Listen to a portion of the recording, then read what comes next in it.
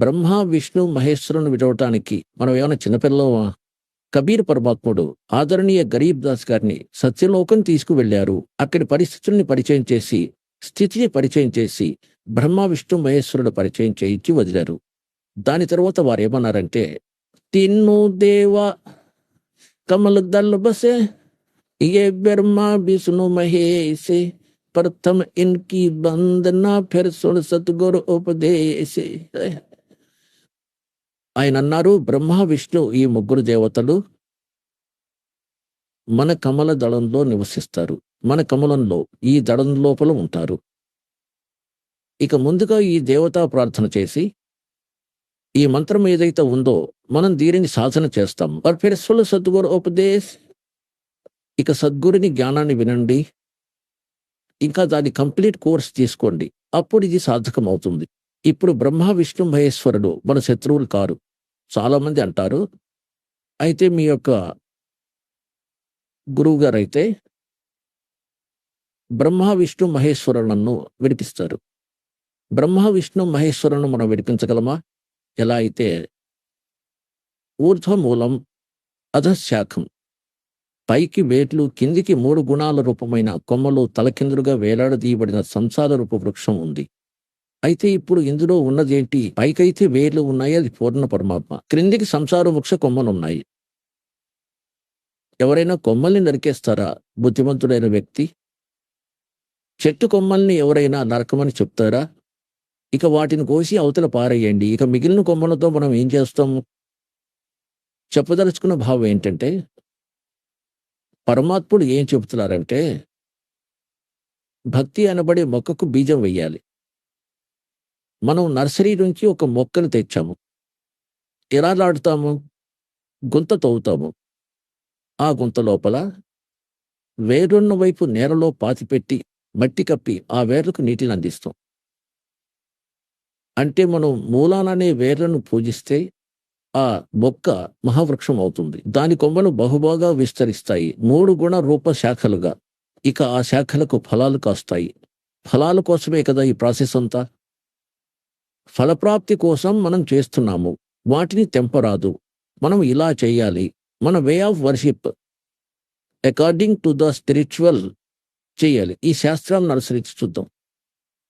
ఇది అర్థం చేసుకోండి. ఇది బుద్ధి స్థానము. వేర్లను కుండీలో అంటే మట్టిలో ఉంచాము, అణిచిపెట్టి సాగు అనే పూజను ప్రారంభించాం.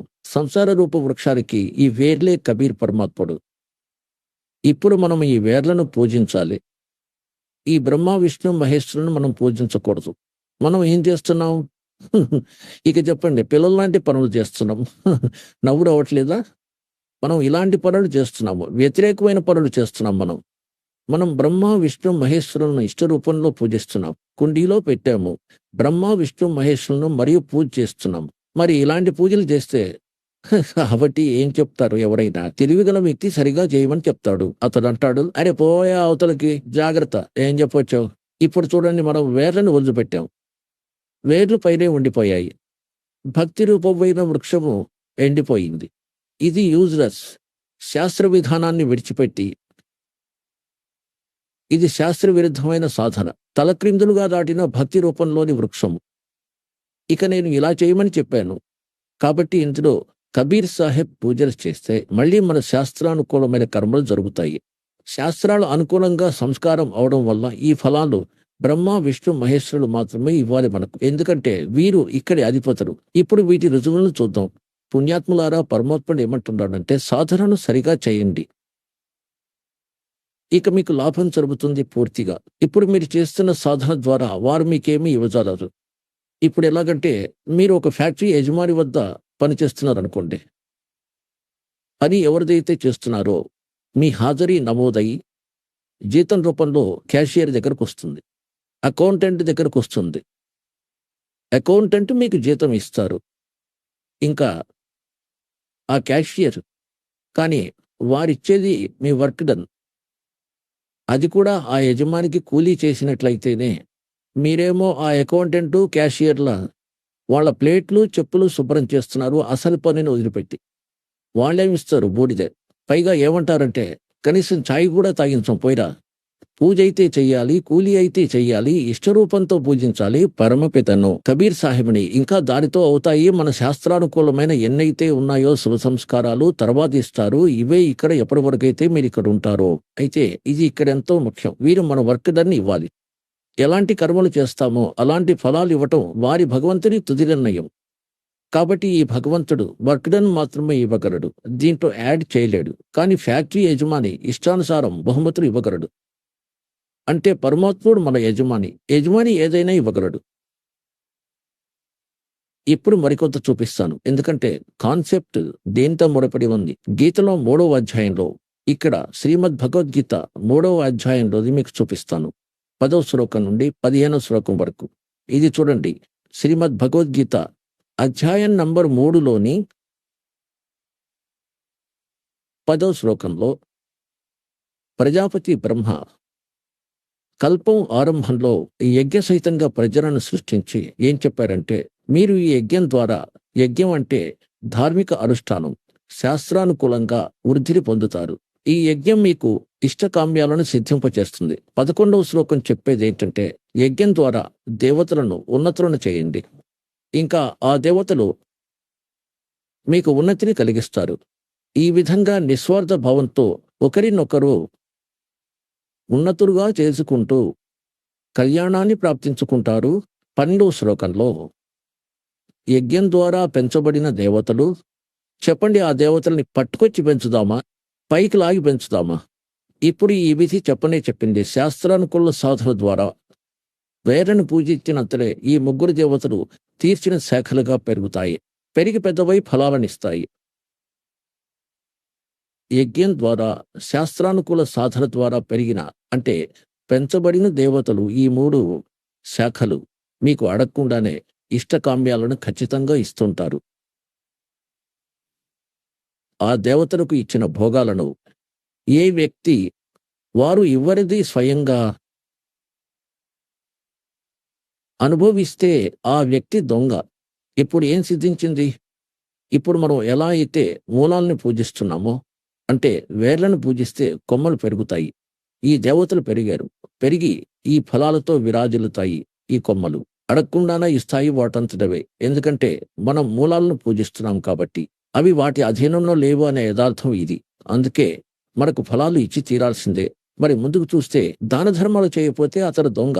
అతడు మళ్ళీ తానే అనుభవిస్తాడు. గురువుకు ఇవ్వనిదే అంటే ఎటువంటి దానాలు చేయకుంటే మరి దొంగలే. 13లో అంటున్నారు, యజ్ఞంలో మిగిలిన అన్నాన్ని తినేవాడు శ్రేష్ఠ పురుషుడు, అన్ని పాపాల నుంచి విముక్తుడవుతాడు. ఇంకా ఏ పాపాత్ములైతే తమ శరీర పోషణ కోసమే అన్నం వండుకుంటారో వారు పాపాన్నే భుజిస్తారు. దీని తాత్పర్యం ఏమిటంటే, ఇప్పుడు పుణ్యాత్ములారా, ఇక్కడ సత్యలోకాశ్రమం బర్వాలా జిల్లా హిసార్ హర్యానాలో ప్రపంచవ్యాప్తంగా ఈ ప్రదేశం ఇక్కడ శాస్త్రానుకూల సాధన జరుగుతుంది.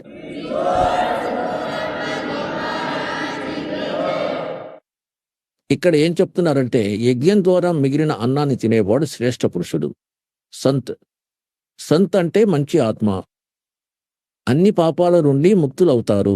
మనం అన్నిటికంటే ముందు పరమాత్మని ప్రసాదాన్ని తీస్తాము. భోజనానికి కూడా హల్వా ప్రసాదం చేస్తామో వాటిని భగవంతుడికి నివేదించి ఇక మిగిలిన అన్నాన్ని అందరికీ వితరణ చేస్తాము. కాబట్టి ఏమనంటే, యజ్ఞం ద్వారా మిగిలిన అన్నాన్ని భుజించే సంత్ సాధువులు, సంత్ భక్తులు, యజ్ఞం ద్వారా మిగిలిన వాటిని తినే సంతులు అంటే సాధువులు, సంత్ భక్తుల ఆత్మలు శుద్ధమైన ఆత్మలు అన్ని పాపాల నుండి ముక్తులవుతారు. ఇప్పుడు చెప్పేది ఏంటంటే, ఇది ఇక్కడ ముందు భగవంతుడికి నివేదించి శేషంగా మిగిలిన అన్నాన్ని వారి పిల్లలకు వితరణ చేయబడుతుంది. వారు మహాపాపనాశకులు అవుతారు. అయితే మీరు ఇక్కడికి వస్తే అన్ని సాధనలు లభిస్తాయి. మీకు అన్ని పాపాల నుండి విముక్తి కలుగుతుంది. ఇవన్నీ వింటే ధర్మయజ్ఞం, జ్ఞానయజ్ఞం, ప్రణామయజ్ఞం, అన్ని యజ్ఞాలు సాధనలన్నీ మొత్తం ట్రీట్మెంట్ ఇవ్వబడుతుంది. ఇంకేమంటారంటే, ఎవరైతే దాన ధర్మాలు చేయరో వారు భగవంతుని పట్ల దొంగలు. జిన్హర్ కి చోరీ కరీ और गए राम गुण भूले ते बिदना बागुल किए वो फिर జూలే ఉల్టీ జూలే. ఎవరైతే అరికి దొంగలవుతారో, భగవంతుడు మీకు ఏదైతే ఇచ్చాడో ధనం, మీ సంస్కారంలో దానిని తర్వాత ఎవరైతే దానం చేయరో వారైతే దొంగలని పిలువబడ్డారు భగవంతునిచ్చే. ముందు ముందు దీనిలో ఖచ్చితత్వం వెలువడుతుంది. 3వ అధ్యాయంలో మనం ఇక్కడ 13వ శ్లోకం చదివాం. యజ్ఞం ద్వారా మిగిలిన అన్నాన్ని భుజించేవారు శ్రేష్టమైన సంతః.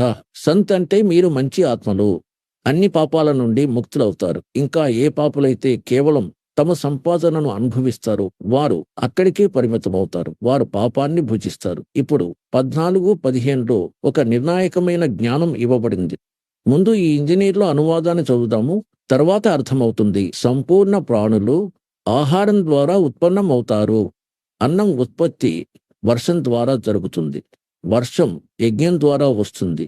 యజ్ఞం అంటే అర్థం శాస్త్రానుకూలమైన కర్మల ద్వారా ఏదైతే జరుగుతుందో అది విహిత కర్మల ద్వారా ఉత్పన్నమయ్యేదే యజ్ఞం. యజ్ఞం అంటే ధార్మిక అనుష్ఠానం మరియు కర్మల సముదాయాలను బ్రహ్మోద్భవం. ఇవి బ్రహ్మ అనే దాని అర్థం వేదంగా చెప్పారు. ఇదేమైనా ఉందా? బ్రహ్మకి అర్థం వేదంగా చేశారు.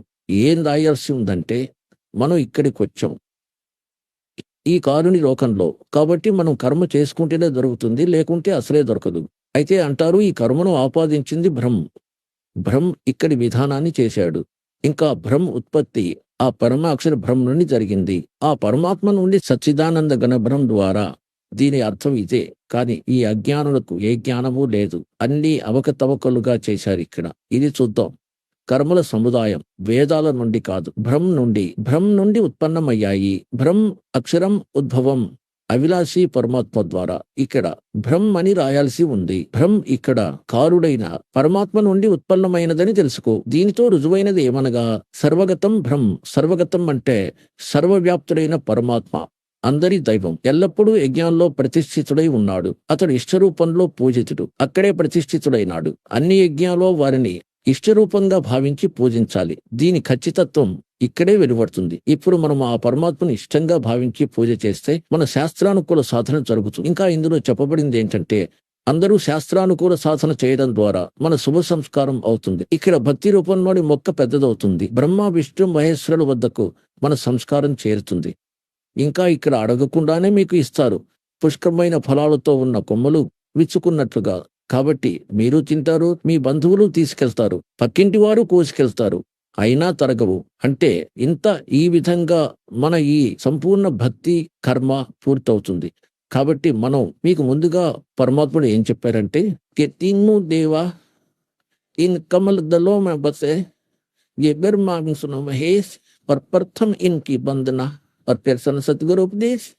మనం వీరికి పూజలు చేయటం లేదు. మనం ఎవరికో కిరాయి ఇస్తున్నాము, ఎవరికో కరెంటు బిల్లు కడుతున్నాము. మన బిల్లు కడుతుంది టెలిఫోన్ది. పూజలే చేస్తున్నామా? అది మనం వారికి ఇస్తున్నాం, వారు సౌకర్యాలు ఇస్తున్నందుకు. ఇవ్వకపోతే కనెక్షన్ కట్ చేస్తారు. కాబట్టి మనం శాస్త్రానుకూల సాధన కోర్స్ కంప్లీట్ చేయకుండా మన డబ్బు మనం కొట్టుకుంటున్నాం.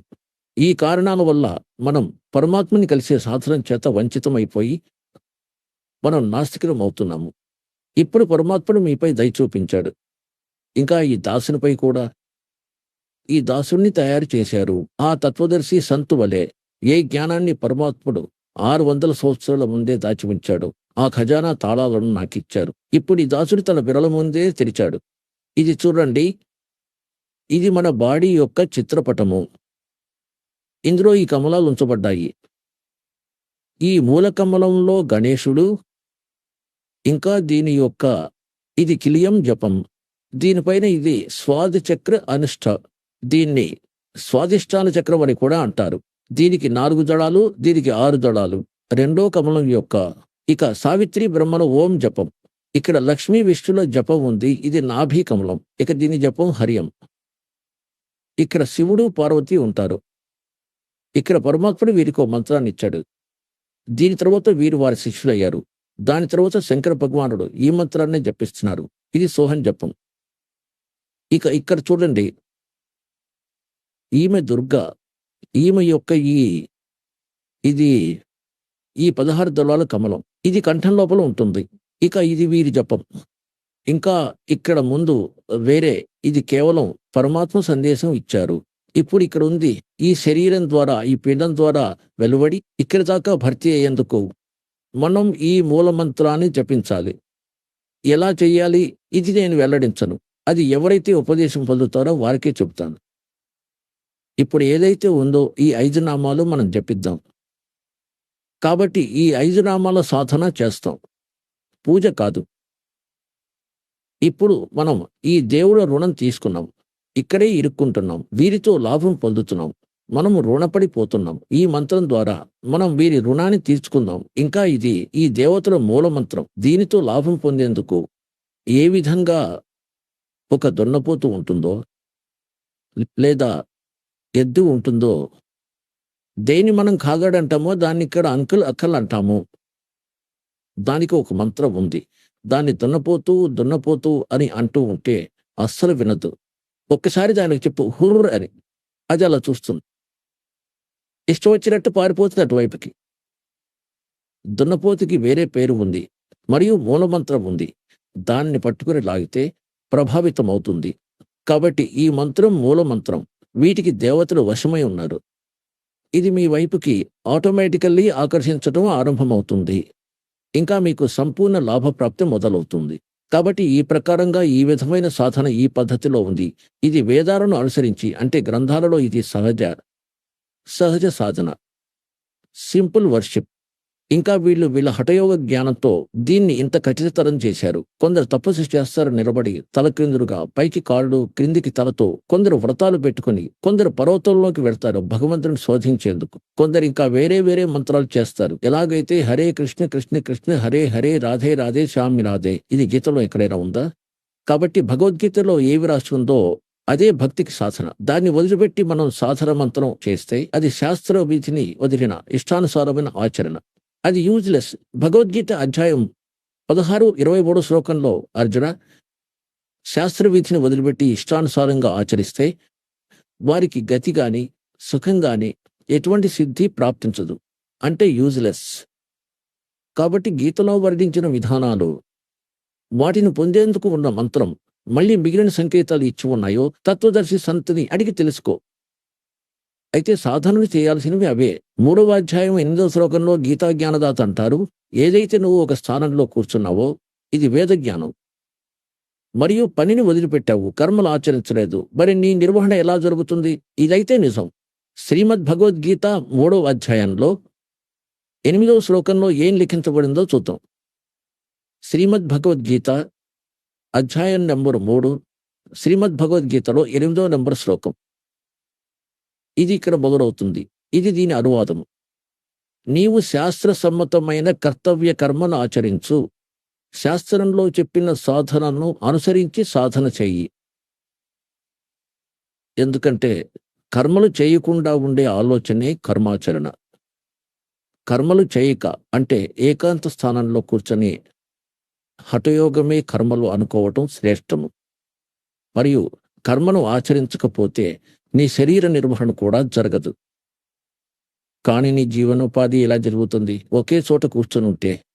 పుణ్యాత్ములారా, ఇప్పుడు మీరు 3వ అధ్యాయం 8వ శ్లోకంలో గమనించారు కదా శ్రీమద్ భగవద్గీతలో.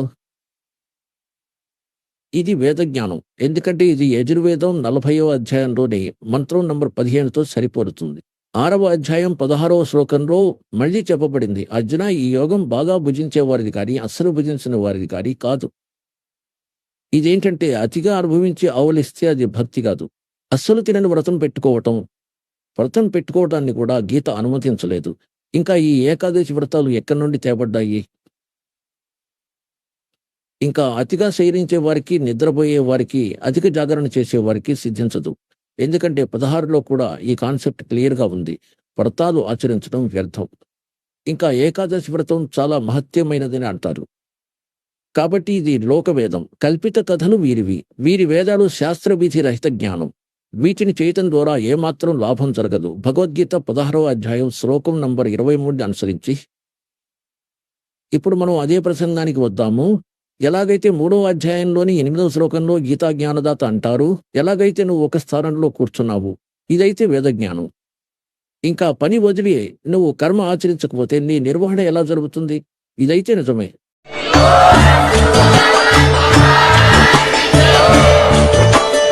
Oh